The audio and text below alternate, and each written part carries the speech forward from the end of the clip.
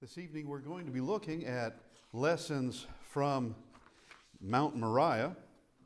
And if you would, let's go ahead and go to Genesis chapter 22. Now, it would seem like we're covering this a lot, and it's all been by way of just incidental, as a matter of fact. We did the life of Abraham last year. We also did the book of Hebrews earlier this year, which deals with this. We're also doing the book of Romans, which also deals with the faith of Abraham. And so this would need to be covered, but also in a series of lessons that we're doing, which is lessons from specific mountains found in the Bible. We have already done Sinai. We have done Carmel. We've done somebody else too. I can't remember. Mountains of Ararat. We've done that. Now we're in the land of Moriah, and we begin in verse 1. So this is during the life of Abraham, and this is where God calls Abraham to go to the land of Moriah, and there he's going to sacrifice his only son. There he's going to sacrifice Isaac, the promised son. I shouldn't say only son, but that is the promised son. He already has a son, Ishmael, but Ishmael isn't the promised son.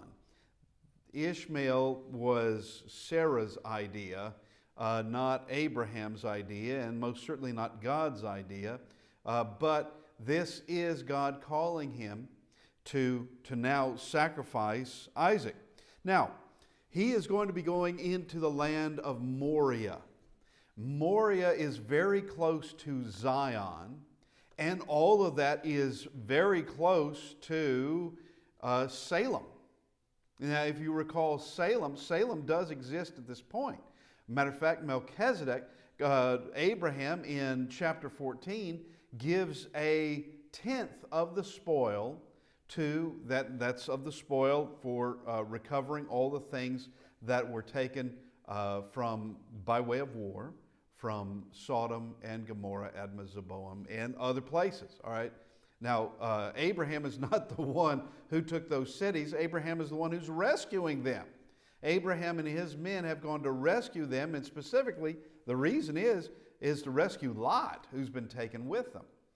But Melchizedek is the king of Salem, and he is the high priest of God there as well. Now, where Abraham is going has to be close to it, but it can't be in the city itself. It can't be. And of course, in that ancient time, I can't really tell you precisely where Salem happened to be, but it's very close. It's close in all this. Salem would become Jebus, would become Jerusalem. And it's all in this very same region. So he would be close to Salem, but not in it. So we're Genesis chapter 22 and verse 1. Now it came to pass after these things that God tested Abraham and said to him, Abraham, and he said, Here I am. Then he said, Take now your son, your only son Isaac, whom you love, and go to the land of Moriah and offer him there as a burnt offering on one of the mountains of which I shall tell you. Now I have said that it's lessons from the Mount Moriah, but actually it doesn't say this is going to be on Mount Moriah. We're in the land of Moriah, but which one, it doesn't say which one. It doesn't say which one it might be, but it's in that region. Now, Abraham would know where he's going to go because he's going to be led there. Now, verse 3, So Abraham rose early in the morning and saddled his donkey and took 2 of his young men with him and Isaac his son, and he split the wood for the burnt offering and arose and went to the place of which God had told him. Then on the third day, Abraham lifted up his eyes and saw the place afar off. So he sees it at a great distance. So he knows now where he's going. So he sees it at a distance. They've been gone 3 days, and he sees it. And Abraham said to his young men, Stay here with the donkey. the lad and I will go yonder and worship, and we will come back to you. Now, we have emphasized this at other lessons, but Abraham is not lying to them. He's not being clever. He's not covering up anything. He is saying, we will come back to you, and he fully believes he and Isaac will be returning. This isn't any kind of deception on his part. Now, he's not telling him what he's going to do. Specifically, or at least the part of, yes, and Isaac is the one I'm going to sacrifice. He's not going to tell them that because they'll try to stop him. And then he's got to deal with Isaac at that point. He is the one being tested, not those men, not Isaac. He's the one being tested. And he does, and this is completely by faith. And as we have made mention, as Romans emphasized it, that Abraham had a tremendous faith in God. He could take what God said and then draw all the implication out of it and say, because God told me this, then I know this must be the case. Even though God didn't tell me, it's clearly a matter of A plus B equals C. Okay? God told me A and God told me B, therefore I can know C must be the case. God told me that there will be a great nation. I'm speaking as Abraham. Let me just change it to third person. God told Abraham, God is going to make him into a great nation. Well, that's going to take some time, and that's going to take some children. And then he says specifically, it is through Isaac that this is going to occur. Okay, that's A and B. And so he can know C, which is Isaac will survive to have children. Isaac will live long enough at least to have a child. Now, he's going to live longer than that, but he's got to live at least that long. And right now, he's just a boy. He has no children. He's just a boy. So Abraham knows, we will come back to you. So Abraham took the wood of the burnt offering and laid it on Isaac his son, and he took the fire in his hand and a knife, and the two of them went together. But Isaac spoke to Abraham his father and said, my father. And he said, here I am, my son. Then he said, look, the fire and the wood, but where is the lamb for the burnt offering? And Abraham said, my son, God will provide for himself the lamb for the burnt offering. So the two of them went together. Okay. Now, he's not telling him what he's been called to do, because that's just going to complicate matters.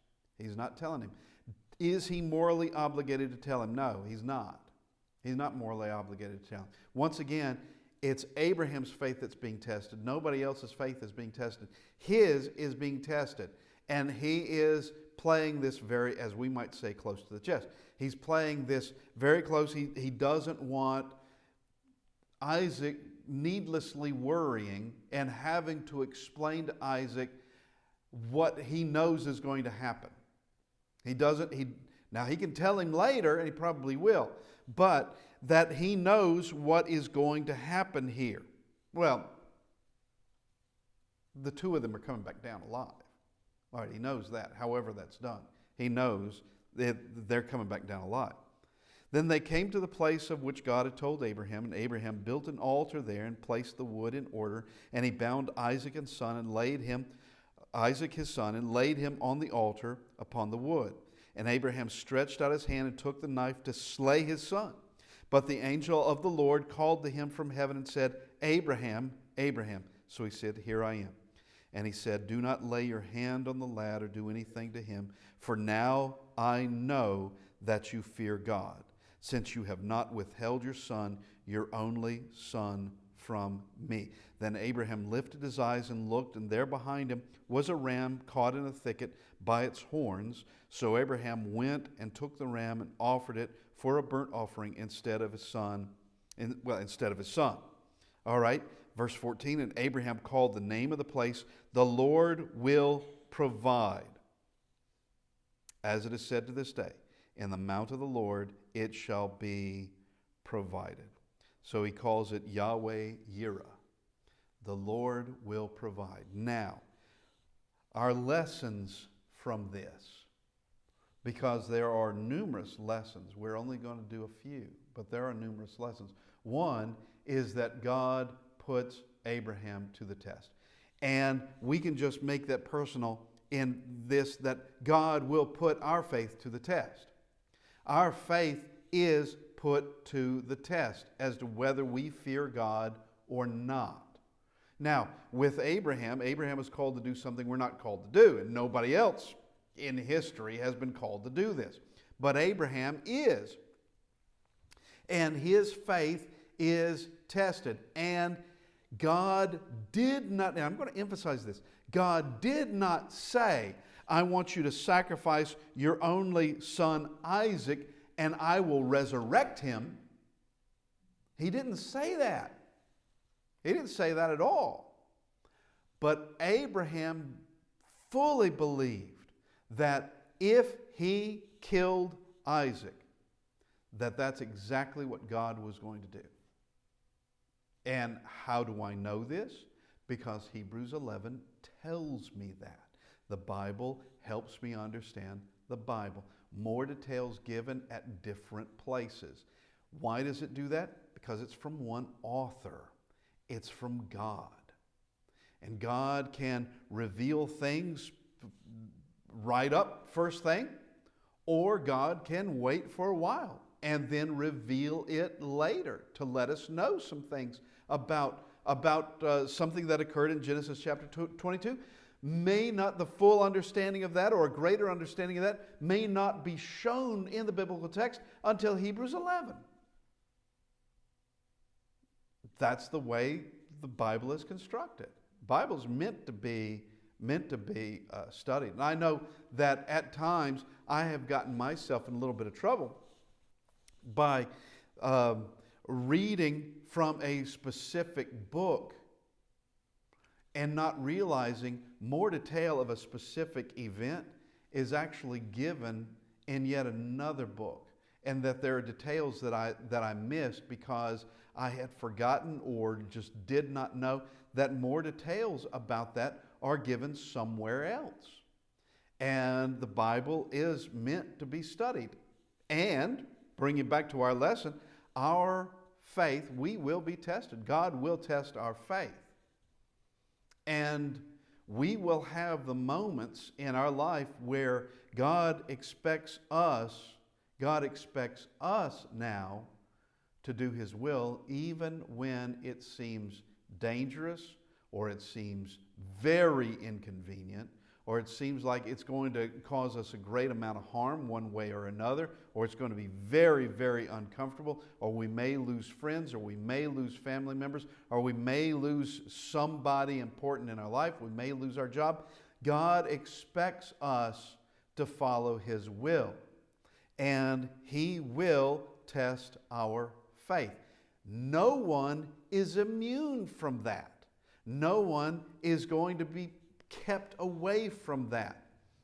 He didn't keep Adam and Eve away from it. He didn't keep Israel away from it. He kept no king away from it. Everyone has their faith tested if they're going to fear God or not. Now, we come to this. God supplied the ram. Now, as Abraham said to Isaac, God's going to provide the lamb. He's going to provide the sacrifice in all of this. And God did provide a ram that was there before they even made it to the top of the mountain. Before they made it to that mountain, that ram is already there waiting because God put him there. God put him there to be the sacrifice. And Abraham is going to sacrifice that lamb, or rather that ram. And we have what Abraham calls this place of Yahweh Yireh, of the Lord, or Jehovah will provide. Jehovah will provide. And He provided in several ways. And here we need to take these lessons. One, the ram is already there. God's already done His part. He's done it. Before Abraham makes it up there, everything is set up for this. Everything is set up. God has already taken care of it. God will provide of the means by which Isaac will come down alive. It didn't happen exactly as Abraham thought it might, because Abraham thought he was going to kill Isaac. But as it turns out, God stopped him. All right. So God will provide. God will provide. That son is coming back down. He will be coming back down with his father. And the Lord will provide also there's a greater sense in all this. One is that we have the Father of the faithful showing what faith is. And this is no minor thing. This is not a minor sort of thing that one could expect to do on any given afternoon. This is something that required a lot of faith already in place. And Abraham did have that in place, because Abraham did not have to mull it over. He didn't have to, I don't know if he had a sleepless night or not. Perhaps he did. Once he's told what he's supposed to do, next morning he's up early and they're gone. They go. And he doesn't take time to mourn the loss of his son, because why? He's not going to lose his son, and he knows it. He's not going to lose his son. He knows they're coming back. The Lord will provide. That son will come back. That we have the Father of the faithful now being shown to us as an example. Now, he's not entirely perfect by no means, and nobody is, but he has a tremendous amount of faith. And I want to emphasize this again. And a faith that means he can take what God said, and then draw the necessary inference, as it is called, to see what is actually implied in all of this and know that God's going to stand behind it. God's going to do it. And for anyone, we've mentioned this before, if anyone thinks that there's no implication in the Bible, they either don't know what implication is, or they don't know their Bible, or it's both. They don't know what implication is, and they don't know their Bible.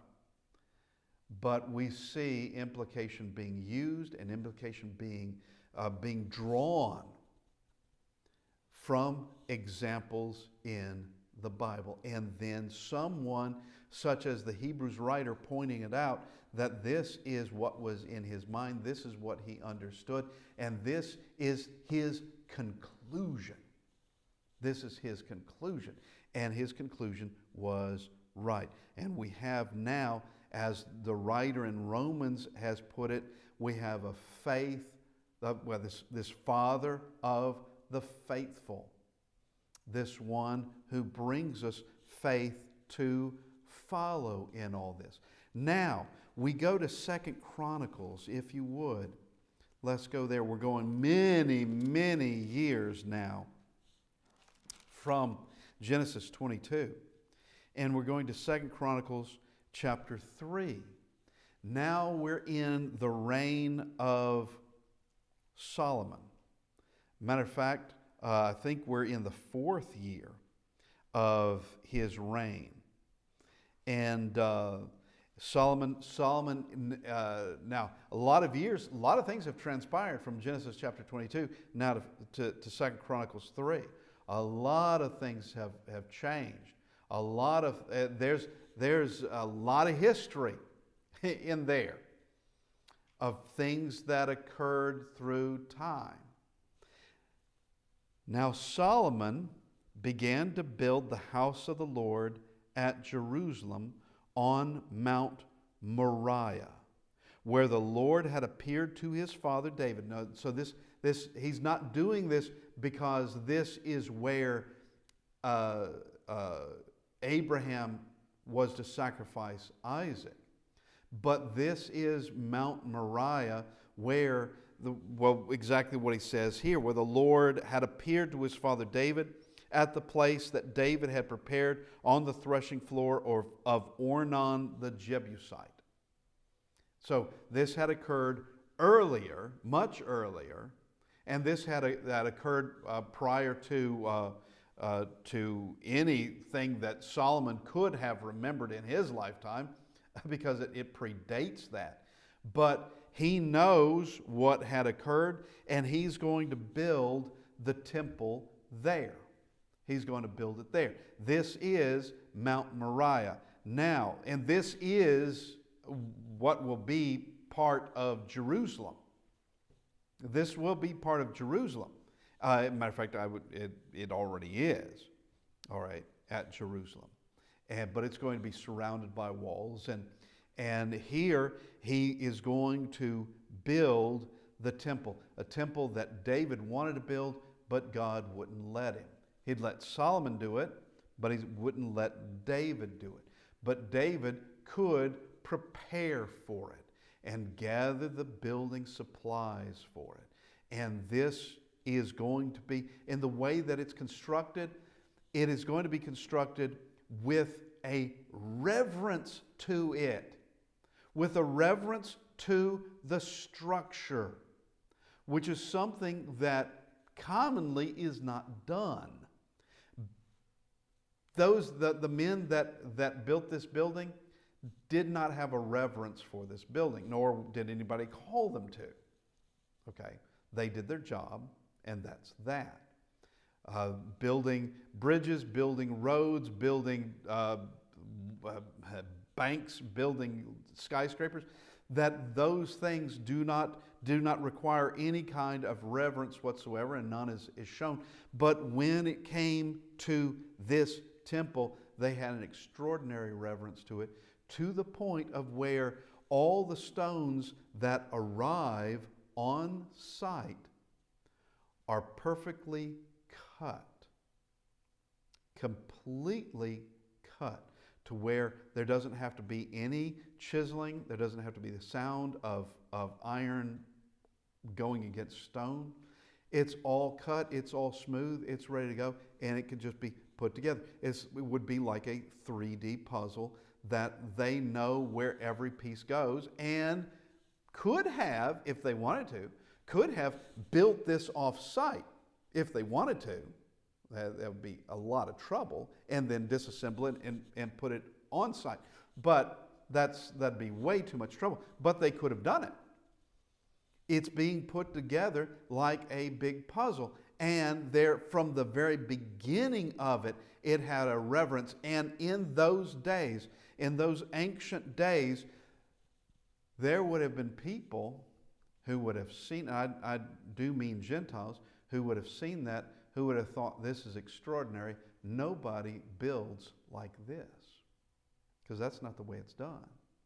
The way it's done is the rocks are hewn at the quarry and they're brought rough at the site, and then they're made to specifications, put into place, and then later completely smoothed at all the places that are visible. That's the way it is typically done, but not there. Now, why? Because this is a place of exceptional importance. There's the sacrifice of Isaac, yes. Now, it doesn't say he's on Mount Moriah at all. It doesn't say that. But on a specific mountain in the land of Moriah. Now, this, once again, is Mount Moriah. And Solomon is building it here. And this has such an importance that Solomon builds that temple, and it is an extraordinary thing. I really wish we had some kind of artistic work that somebody drew it, or somebody painted it, or somebody carved an image of it, to where we can understand a little bit more of what it looked like and the fascinating things about it. And it would just give us a little bit more of an idea. Now, the text gives us a good idea, a very good idea. But it would just be interesting to see that. Nevertheless, because Mount Moriah has a significance, the Samaritans want to change Genesis chapter 22. They did this. The Samaritans, they didn't want the Solomon's temple, or, well, any temple of the Jews, to be in such a place. They wanted to have the right place. And so they actually changed it to Moriah. Moriah is actually in the area of Mount Gerizim, where they put their temple. So they have a justification of putting their temple where they did, of saying this is the place where the temple is supposed to be.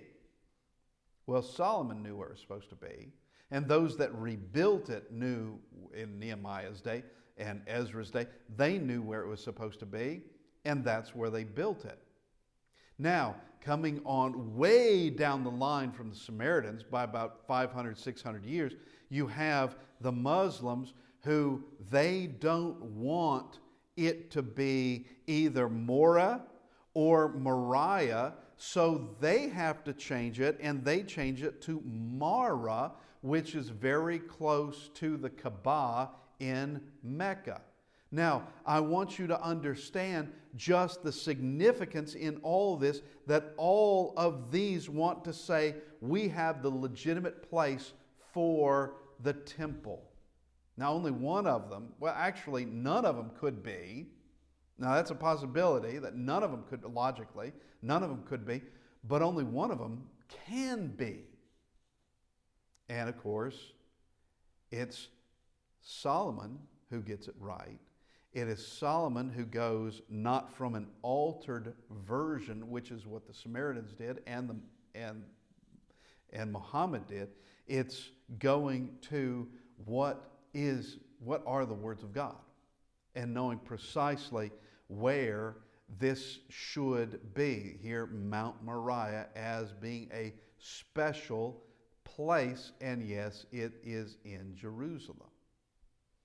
Now, what happened in Genesis chapter 22 with the sacrifice of Isaac is a foreshadowing of what is going to happen with the crucifixion of Christ. Now, Christ is not crucified inside Jerusalem. It's outside of Jerusalem. It's the place of the skull, that in which is not enough information to know exactly where that is, which is okay. I mean, it's absolutely fine, because what would men do with it anyway? They would build this enormous shrine, cathedral, something there, and claim we have the place where Christ was crucified, i.e., we're better than you, i.e., we're closer to God than you, i.e., we're so exceedingly good and acceptable by God because we have done this. I am convinced it's just me. It's just me. I think that not only is it a foreshadowing with Abraham and Isaac, but I think the location is identical. Now, I could be wrong. It doesn't have to be like that. It doesn't have to be like that. God is not bound to have to put it in the same place where Isaac was. Now, generally speaking, it is. It's in the same region. It would be very, very close by. Very close by. But personally, I think it's probably the spot. Personally, I think that's exactly the same place. If it's not the same place, like I said, it's extremely close. And as I also said, it doesn't matter if it is or isn't. I can't prove it one way or another. But one thing is for sure, all of this foreshadows the cross, because it is the killing of the promised son. With Isaac isn't killed, but Jesus is. Isaac is to be a sacrifice, but it's hampered, it's stopped. Jesus, only begotten Son of God, his is seen through. His is a sacrifice. And of course, it's a sacrifice that actually forgives sins. sins can be forgiven from his sacrifice. And here this foreshadowing of such major events, Genesis chapter 2, going to the events of Matthew, Mark, Luke, and John, and discuss so many other places in the New Testament, that here it is once again showing the Bible has one author. Just one author. Going through several prophets who aren't putting in words that, some words uninspired, some words inspired. They're all inspired. They're all from God. They all work perfectly together. Every one of them. You read the Old Testament, and then you read the New Testament, and you'll see, all these go together. And you have some books that seem like it's just a continuum. Some books going from like Deuteronomy to Joshua seem like it's the same book. We're just continuing on in the same line of history, and then going from Joshua and the Judges, it just picks up, and it is the same book. We just have it divided as God had it divided between these books and between these times and between these prophets that are writing. It's all one book. And so here in this lesson from Mount Moriah is this idea of foreshadowing, which, concerning literary devices, foreshadowing, when do you think writers actually began doing that? I mean human writers, not God. When did human writers actually begin doing that? You want to know my answer to that? I think they picked it up from God. Not being inspired, but from the Bible. That's what I think. I think they picked that up and used that in recognizing foreshadowing and seeing how powerful it can be, because it does prove the power of the Word. It proves the authorship. Everything's coordinated. Everything works like gears put together. Everything is precisely as everything works. Everything works. There's no contradictions. There's no oddities, no things outside that just don't work with the rest of the text. It all goes together like a large puzzle. You see a bit of a picture in this book, in this chapter, and then you see a little bit more in this one and a little bit more in this one, and they're being put together and they fit perfectly. They fit like a perfectly designed jigsaw puzzle. And if you have two pieces that don't fit, I don't know if you've ever tried. I don't think you should, but if you've ever tried to take two puzzles and make them into one giant puzzle, it doesn't work. Okay, it won't work because they're not meant to do that. And here, the Bible, all of its pieces from Genesis to Revelation work perfectly together. Now let's look at our lessons. Our lessons are that we will be tested. Our faith will be tested. And also in that understanding that God provides. Jehovah provides. He provides for it all. But we have to be faithful to Him. We have to be the ones who, when our faith is tested, we remain in faith. That we have exactly that patience that James talks about, that perseverance that Paul writes in the book of Romans, that we are to have that and continue on. We ask this evening that we all look at our lives.